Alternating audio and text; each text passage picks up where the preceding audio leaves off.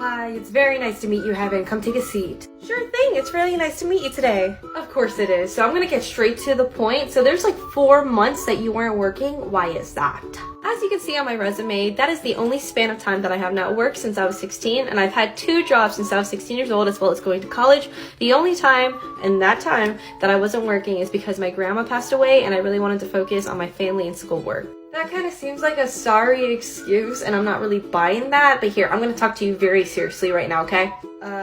See, I really need you to be serious about this job, okay? If you even get it to begin with, let's face that.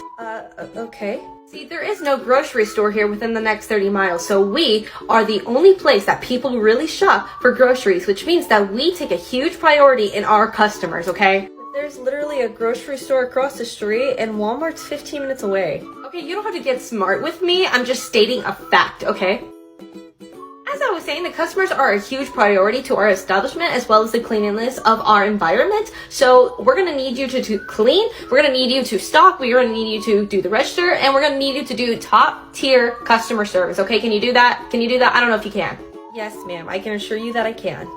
I think you're lying, so you can go ahead and go now. Thank you for the interview. Do you have any more questions for me? Like I said, I've had 2 jobs since I was 16, as well as going to high school and college, so I'm very great with multitasking as well as superior customer service. With most of those jobs, I ensure the sanitation and cleanliness of every environment that I have worked in, as well as the safety and security and happiness of every customer that I've dealt with. I don't think you realize the competitiveness of this job to be a cashier at this dollar store, okay?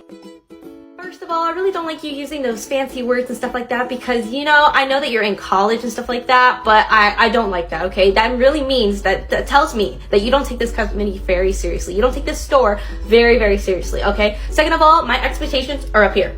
You see me? Up here, okay? Okay.